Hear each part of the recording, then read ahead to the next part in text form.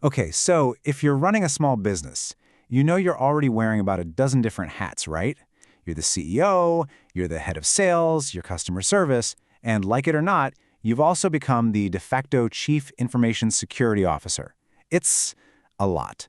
So today, we're going to cut through all the technical jargon and just get down to the practical, street-smart things you actually need to know. And this quote right here, it really gets to the absolute heart of the problem today. See, the biggest threat to your business isn't some super complex, Hollywood-style hack on your firewall. No, it's something way, way simpler. It's attackers completely bypassing your security by using the people and the brands that you already trust. And this leads us right into what we're calling the familiar face illusion. I mean, think about it. What's the easiest way to get into a locked building? It isn't picking the lock, it's getting someone you know to just open the front door for you. That's what's happening here. It's a psychological game, not a technical one. So let's look at how this plays out in the real world, right? You get an unexpected spreadsheet from a real estate agent you're working with. Or maybe an employee gets an email that looks like it's from their kid's school district. Another one we saw was a secure message that landed on President's Day. Now that timing isn't a coincidence. Attackers know that on a holiday weekend, your guard is down and your IT support is probably enjoying a day off. They're masterfully combining a trusted source with a fake sense of urgency to trick you. So let's just walk through the mechanics of this. You get that spreadsheet, you open it up, and you see that little yellow warning bar at the top from Microsoft Office, the one that says Enable Content. We've all seen it a million times. But here's the thing. The second you click that button, you are literally giving a hidden computer program, it's called a macro, permission to run wild on your machine. It doesn't pop up any windows, it doesn't ask for anything else, it just quietly starts downloading malware in the background, and then get this, it steals your entire address book to send the same trap to everyone you know. Now, this brings up a huge question, right? You're probably thinking, wait a minute, why doesn't my expensive spam filter catch this stuff? Well, here's why. The filter is just a machine. It looks at the technical details. Is this coming from a real verified email server? And because it is coming from your real estate agent's actual account, it looks perfectly legitimate. The filter just passes it right through. It has no way of understanding the human context, of realizing, hey, this is a really weird and out-of-character request.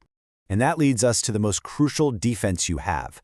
It's not a piece of software, it's a change in behavior. If you get an email that feels weird, that creates a sudden sense of panic, or makes an unusual demand, stop. Just stop. Do not reply, do not click anything. Instead, sever that chain of communication completely. Pick up the phone and call the person directly, using a number you already have saved for them. Seriously, a 30-second phone call can save you from a world of hurt. Okay, so it's not just about attackers actively reaching out to you. The next big category of threats are the passive ones. These are the traps they embed in the everyday tools that we all use, from Google search to our own phone systems. And this brings us to a huge one called maladvertising. So in one recent campaign, a business owner just needed a PDF editor. They did what we all do, they Googled it. They clicked the very first link, the sponsored result right at the top of the page, and boom, they'd unknowingly downloaded a piece of software that was silently stealing all their saved passwords. See, the attackers pay for that top ad spot, they get it approved with a clean file, and then after it's live, they flip a switch and point that same link to their malicious version. We also see this weaponization of trust with phone numbers. In those fake Citibank or Geek Squad scam emails, they almost always provide a 1-800 number. It's meant to make them seem legitimate. But you have to understand, that's not how it works anymore. In the age of internet-based phone systems, literally anyone can buy a toll-free number for just a few bucks, and it takes minutes. That number isn't a badge of trust. It's probably just a direct line to a scammer's call center. And this right here really shows you the staggering scale of the problem. What is this number? 149 million. That's how many stolen usernames and passwords were found in a single, unprotected database online. And here's the important part. These weren't from one giant corporate data breach. Nope. They were scraped, one by one, from millions of individual computers that got infected with malware. Malware that got there through those malvertising campaigns and fake support scams we were just talking about. But what if you don't click on anything at all? What if you're super careful? Well, that's where something called a zero-click exploit comes in. This is why Apple just pushed out those really urgent security updates. Attackers discovered a flaw where they could hide malicious code inside the data your phone automatically processes just to show you a preview of an image or a message. Your device can get infected before you even realize you've received anything. And this is exactly why you have to take those security updates seriously. I mean, think about it. When a company like Apple releases a patch, they're basically publishing the blueprints to a security hole. So what do the criminals do? They immediately take that patch, they reverse engineer it, and they start scanning the internet for any device that hasn't been updated yet. Hitting Remind Me Tomorrow on that update pop-up is like leaving a window wide open right after the manufacturer has broadcasted its exact location to every thief in the neighborhood. You just can't wait. Okay, now we need to talk about the part that is, frankly, the most unnerving. What happens when you do everything right? You verify requests, you don't click on ads, you update instantly, but you still get hit because a partner or a vendor you rely on messes up. This is the new reality of supply chain and insider threats. Just look at the Marques case. This major financial tech company had a massive breach. But they claim their own security was perfect. They're actually blaming their firewall provider, SonicWall.